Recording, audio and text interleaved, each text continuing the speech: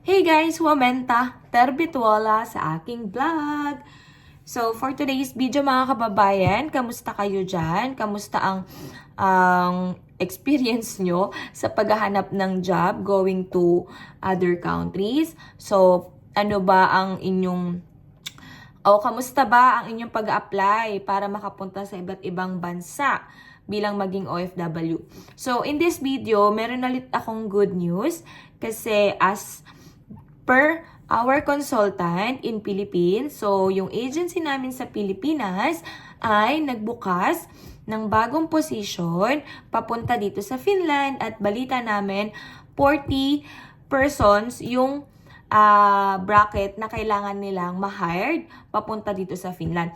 So, lahat ng details sasabihin ko dito sa video na to. So, stay tuned ka lang. Huwag kang mag-i-skip and huwag mong kalimutang mag-subscribe, share, and like yung video na to para mas marami ring kabayan na matulungan pa. So, intro muna tayo guys, then continuous na tayo sa information about the newest position hiring going in Finland from agency in the Philippines.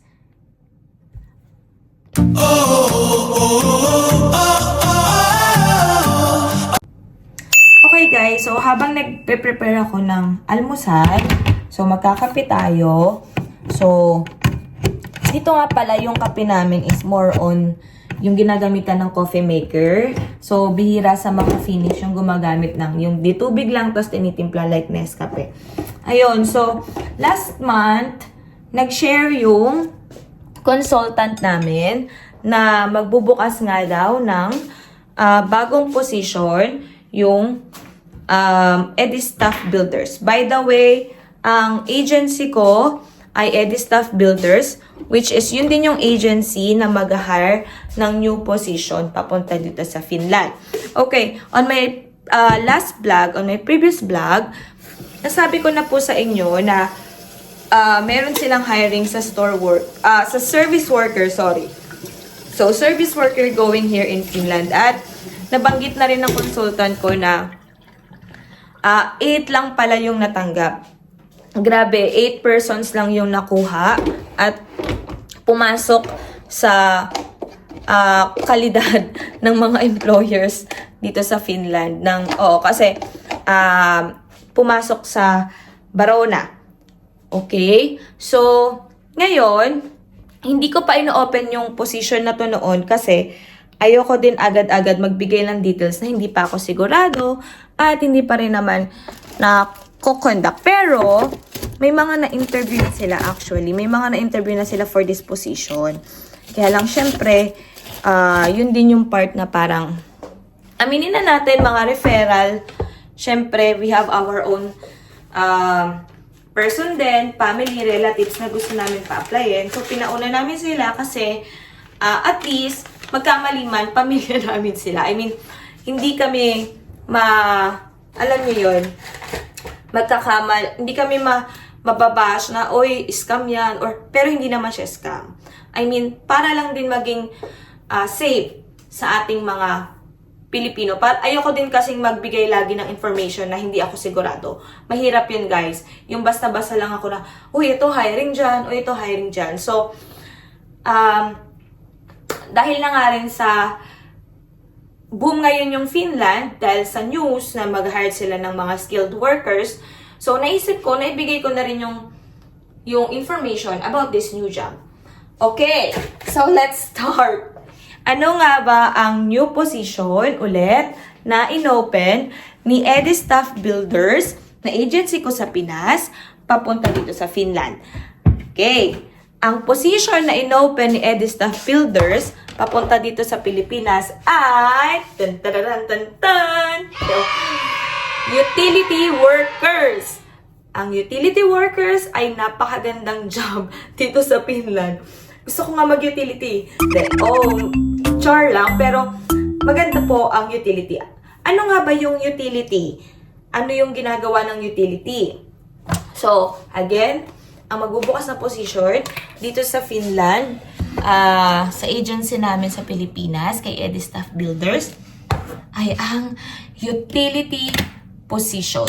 Utility position, ang sabi sa akin, ng consultant namin sa Pinas. Shoutout ko lang siya. Hello, Sir Ryan! Kamusta ka dyan? So, ayan, binlog ko na yung utility. So, I hope na marami ka na ring applicant na darating pa dyan. Okay. So, ang sabi niya sa akin, ang utility daw is like a housekeeping job. Okay? So, kung tawagin namin yan dito is like siboya. Siboya is like cleaner. Ayan. So, cleaner, utility workers. Utility workers ang pumasa siguro sa DMW na job position. Okay? Pero dito, housekeeping yan yung work nila. Then, a little bit same with the cleaner. So, ganun siya. Ang sabi sa akin ni Sir, ang magiging job nila is like, iba-iba. Hindi lang sa hotel. Hindi. So, depende kung saan ka malalagay ng employer. So, merong hotel, maingay yung kettle. Pasensya na. So, merong hotel, merong like nursing care, nursing home. Yan, may ganon. Tapos, meron din naman daw sa public places, siguro sa mga malls. Okay? So, tanggapin nyo na, kumbaga, I mean, ano nyo na sa standard ng utak nyo na, tagalinis siya. Okay? Tagalinis. So, walang masama. Dito, guys, kahit meron ng business, ang isang lokal na tao dito sa Finland, ang mga Finnish dito, kahit may business na sila, alam nyo bang nagpa-part-time pa sila as cleaners sa mga cottages, lalo ngayong winter, kasi maraming turista, maraming nanggagaling sa iba't ibang lugar. Then, nag-offer kasi ang Lapland, dito sa Lapland, nag-offer sila ng mga cottages na nag-i-stay for 1 week yung mga tourist. So, syempre, kailangan linisin yon. So, since yung mga may-ari ng cottages, minsan walang time siguro or malayo sila dito, nag-hired sila ng mga cleaner na maglilinis ng cottages nila. So, ganun siya. At dito, guys, madali lang ang cleaner para sa akin. Siguro kasi depende yan, ha? Again, depende na naman yan sa pagkatao mo. Sa akin kasi, dahil mahilig din ako maglinis, gusto ko yung naglilinis, lalo sa kubeta, lalo sa CR. Favorite ko yung nililinis. Para sa akin, mas madali ang maging cleaner dito sa Finland rather than sa Philippines. Kasi sa Philippines, 'di ba? Dito kasi yung mga machine sa panlinis, grabe eh. Tayo kasi sa Pinas nagmamap, 'di ba? Dito kasi ang gamit nila na pang-map is machine talaga. Na kusa na siyang nagwa-wipe na may tubig na yan, tapos iniikot-ikot lang ng sibuya. Ganun kasi yung sibuya, yung cleaner dun sa mall na, sa supermarket namin. So, ganun yung pag-ano niya, yung paglilinis niya. So, kaya nakikita ko na, wow, ang dali namang maging sibuya, maging cleaner dito. So, napakaganda. Tapos, biglang ganun lang, tapos na 2 hours lang, tapos na, tapos siguro lilipat na naman siya sa ibang lugar.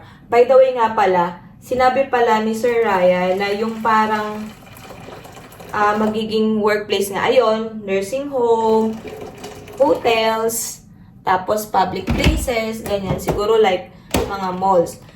Tapos, guys, na-interview na rin pala yung isang relatives ko. So, dun sa interview, nasabi nga dun na tinanong siya kung okay lang ba na palipat-lipat ka ng place, ganun. So, hindi ko alam kung bakit. Basta yun yung tanong. So, maging another info yan sa inyo.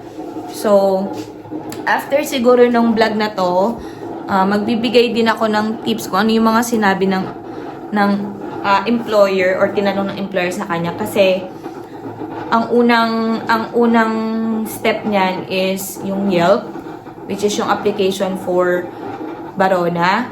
Barona kasi yung agency dito, Philippines agency is EdiStaff, Builders. Then, pagdating nyo dito, handle na kayo ni Barona.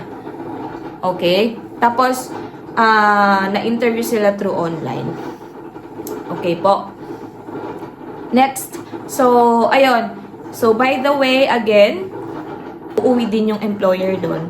So, punta tayo sa qualification. Alam ko excited na kayo at maraming nagagalit pag ang dami kong sinasabi. Bakit ba? Vlog ko to. Hindi, char. Kumbaga kasi syempre, kahit papano, para din hindi naman direct to the point na ano. Gusto nyo ba direct to the point lang? O ito yung ganyan. Eh di wala ganun details, di ba?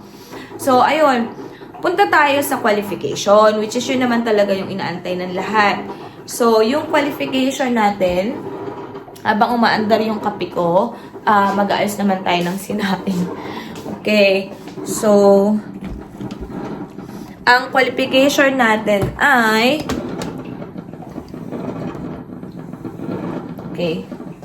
Okay, so may kote ko ako kasi sinento sa group chat namin ng mga store worker. So, sharing our another opening for Finland for utility employees. Okay, so first qualification again is male or female. Male or female can apply. Kahit na transgender pa yan, pwede kayong mag-apply. Walang discrimination sa Finland. Okay? Yun yung first qualification natin. Okay. So, next qualification is at least a high school graduate. O, di ba? Doon palang pasok na. Kasi most of our person in Philippines na medyo may edad na katulad ko is hindi rin talaga sila nakakuha ng chance na makapag-college. So, sa atin kasi merong qualification na dapat college level ka, kahit magkaka-share ka lang, dapat college level ka o senior high graduate ka. So, good thing, si Finland wala siyang discrimination at pwede ang high school graduate. Okay. Third qualification. Ang third qualification po natin ay experience in housekeeping, galley utility, or maintenance is an advantage but not required. Experience in housekeeping, galley utility, or maintenance is an advantage but not required. Again, not I'm sorry. Advantage but not required. Okay? Next qualification. Physically capable of performing cleaning task. Siyempre naman, kapag mag-a-apply ka, dapat alam mo rin sa sarili mo na physically fit ka. Guys, kasi bumubuhat kami dito. Dito kasi dahil wala siyang discrimination, hindi nila tinitignan na, ay, babae yan, hindi kayang buhatin ng babae yan. So, equal. Okay? Kaya laging, nung kami din, nung nag-apply din kami, nandun sa qualification na kayang bumuhat ng mga mabibigat na bagay. Okay? So, dito, physically capable of performing cleaning task. And balita ko rin sa interview, tinanong na kaya mo bang bumuhat ng mga ganitong mabibigat, ganyan. Next, ito pinaka-importante. Buti nilagay nila. Kasi nung sa amin wala to eh. Si Ryan ba sa amin, walang nakalagay nun na ganito.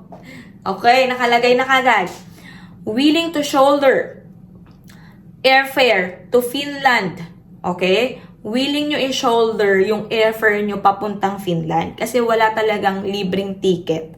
Okay? Kami binayaran namin siya. Pero wag kayong mag-alala kasi tatanungin kayo, gusto nyo bang mag-cash or gusto nyo installment sa employer? So, pag gusto nyo ng installment sa employer, si Barona yung bibili ng ticket, magbabayad kayo kay Barona every salary nyo. So, paano yon? Yung salary kasi namin, di ba, every 15th and 30th of the month. So, every sahod, kinakaltas nila yon. Okay? So, estimated ticket is 75,000 to 90,000. Depende kasi yan sa season. Nung kami ay umalis, ang ticket namin is nasa 70 to 75,000. So, nag-range doon. Okay? Swerte kami kasi nakakuha din yung agency namin ng 40 kg na luggage. So, dalawang 20 kilo, which is okay na din. At hindi kami pumatok dun sa 90,000 na yun. So, guys, 75 to 90,000, it depends sa season, okay? So, depende kung ang alis nyo ay mataas ba yung bilihan ng ticket that time. Pero ang balita ko, ang deployment nito is itong darating na May. Okay? Next. Again, tandaan nyo, hindi po pwedeng walang language training ang mga OFW na pupunta sa Finland. Kaya, willing to undergo Finnish language training but no payment. Free of charge. Wala kayong babayaran sa language training papunta dito. Sagot yan ng employer. And, lasting. Very, very important. Kasi nga, kung hindi ka na nga marunong mag-Finnish language, tapos hindi ka pa marunong mag-English, paano kayo magkakaintindihan? At least basic knowledge of English language. So, good English communication skills. So, dito kasi, since cleaner kayo, most of the time, ang makakasalamuhan nyo is turista. Ang turista, unang tanong kagad niyan, sa store pa lang namin ha, do you speak English? Ganon kagad. Do you speak English? Dahil nga nasa country sila na Finnish language at karamihan dito is hindi talaga priority or second language ang Finnish, ay ang English, I mean. So, mas talagang sila, mahal nila yung lengguwahe nila. Kaya ibang turista, kapag nagtatanong sila minsan, naiilang din sila. So, nagtatanong na sila kagad, do you speak in English? Do you understand English? Kaya yun. So, since kayo, mas makakasalamuhan nyo ang mga tourist, so, dapat importante na naiintindihan nyo sila at kahit papano is masasagot nyo sila through English language. Ayan guys. So, ayan yung qualification ng utility workers. So, napakadali lang ng qualification for utility workers. Ilan lang yon? 1, 2, 3, 4, 5. At kung tutuusin, walang mabigat na qualification. Ang mabigat lang dito yung pagbabayad ng ticket. At kasi at maganda ang cleaner job guys dito sa Finland. Kasi, di naman madumi ang Finland eh. Malinis na bansa ang Finland. Even the facilities kasi ang mga tao naman is merong discipline. Ayun. So, yun yung qualification natin for utility workers. So, ongoing pa rin ang kanilang interview. Wait lang, tapos na yung kape ko. So, ongoing pa rin yung kanilang interview sa agency. At this end of the month, uuwi yung employer, yung staff ng Barona, to have the interview, to have an interview sa mga applicant. So, kung sa tingin mo na isa ka kung sa tingin mo na pasok sa'yo yung mga qualification na hinahanap dyan sa cleaning, sa utility position na yan, huwag ka nang magdalawang isip. Pumunta ka na. Sunggaban mo na yan, guys. Sunggaban mo na yan, kabayan. Kasi wala namang wawawala kung susubukan mo. Okay? And kung sa tingin mo naman, wala sa qualification mo, yung hinahanap nila, try mo pa din. Kasi hindi naman natin malalaman kung di natin itatry. I-entertain pa rin naman kayo ng staff ng EDI Staff Builders. Mababait sila. Hindi sila kagad yung, ay, hindi pwede kasi interviewin ka pa rin. Ngayon, titignan pa rin nila yung qualification mo kung alam naman nila na kakayanin mo na gawin yung job. Sabi nga sa qualification, di ba? Kung kaya mong ma-perform yung job ng utility, so, pwede ka. I mean, pasok ka. Diba? So, ayun lang guys. Tapos, by the way, again, yung agency nila ay EDI Staff Builders, located at Makati. So, search na lang sa Google Map, search na lang din sa Google, search nyo sa Facebook. Ilalagay ko yung link sa description box. Ilalagay ko yung Facebook page link sa description box. Tapos, ilalagay ko din doon yung mga ibang tanong sa akin na paano ka nakarating sa Finland, magkano nagastos mo sa Finland. Ilalagay ko din yung link. So, pwede nyo rin panoorin kung may time kayo. And kung sa tingin nyo may mga kilala kayo na pasok sa qualification at willing to go here in Finland, sama nyo na rin sila mag-apply. Or ipanood nyo na rin sa kanila yung YouTube video ko na para ma-inform din sila. Baka gusto din nilang mag-apply. Okay? And by the way guys, sa salary, hindi ko alam kung magkano ang sasahurin nyo. It's confidential. Hindi naman pwedeng sabihin na ito yung sahod nila. Siyempre, tayo as applicant, sa totoo lang, I will give an advice lang talaga. Tayo kasi as an applicant, kung tutuusin, siguro hindi tayo pare-parehas, di ba? Huwag tayong tumingin kagad sa sahod. Hindi naman sa pag-ano, syempre kaya nga tayo nag-apply kasi kailangan natin ng pera, di ba? Pero isipin nyo na lang, euro pa rin naman yan. Kung tutusin, malaki pa rin ang palitan yan pa uwi sa Pinas. Ang point ko lang is, nandun tayo sa part na ang laki-laki nga ng sinasahod mo, pero nandun ka naman sa hirap ka na, hindi ka na masaya sa ginagawa mo, tapos andyan pa yung parang nagtatrabaho ka na lang para kumita, wag ganon. So, naranasan ko na yan dati eh. So, dito sa Finland, naranasan ko yung freedom. Yung freedom sa work, yung freedom sa pahinga. So, nung time na na-interview ako nun, to be honest, hindi ko na inintindi yung sahod. Ang una ko na lang talagang tinignan is yung bansang Finland. Ano ba yung mga good side ni bansang Finland? So, ayun, nakita ko yung mga benefits and nandun ako sa part ng family ties na nagangarap din ako na madala ko dito yung family ko in future, ganon. Even though na hindi naman ganon kadali talaga kasi kailangan ko rin mag-ipon sa sarili ko, ayokong padalos-dalos. And siguro guys, ang masasabi ko lang, hindi naman yan bababa sa 50,000. Okay? So, kung sa tingin mo, as cleaner ka dyan sa Pilipinas, sasahurin mo ba yung 50,000? Diba? Hindi naman. Kahit nga siguro 40,000, hindi eh. Ang Finland guys, magandang bansa. Malinis na bansa. Mababait ang mga tao sa Finland, yung mga locals, yung mga Finnish people, So, subukan nyo. Ngayon, kung ayaw nyo, umuwi kayo, di ba? Subukan nyo lang. Wala namang mawawala kung itatry nyo, guys. And, do your research. Mag-research kayo, i-research nyo ang Finland, i-research nyo ang iba't ibang vlogger na Pilipino dito sa Finland. Mag-research kayo ng mga housekeeper vlogger, mga ganon. Okay, so, ayun, so, tatapusin ko na yung video na to dahil napapahaba na naman sa kakadaldal ko. And sana guys, kapag nanonood kayo ng video ko, sana tapusin natin kasi minsan yung details nandun sa dulo. Mas magugulat ako, may mga comment na may mga tanong na nandun naman sa video ko naman na nasabi ko naman. Ayun lang, pero hindi naman ako nagagalit doon. Sino ba ako para magalit? So, kaya nga ako nandito, di ba, vlogger ako para magbigay ng information. Ayun. So guys, at ito yung lagi kong sinasabi sa dulo ng vlog ko.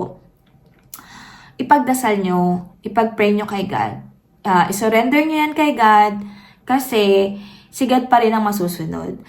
Plano pa rin ni God ang masusunod. So, kapag plano niya ang sinunod nyo at hindi yung plano nyo, smooth ang process. Lagi ko nga sinasabi, kapag sinurrender nyo as si God ang nagplano ng lahat ng yan, smooth yan, dire-diretso. Wala kang po problemahin.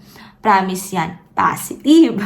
Ayun lang guys. So, please, subscribe to my YouTube channel. Please like this video and please watch my other vlogs sa previous vlog ko. It's more about information here in Finland. Okay, and sana po i-like nyo rin ang aking Facebook page. It's Sky in Finland.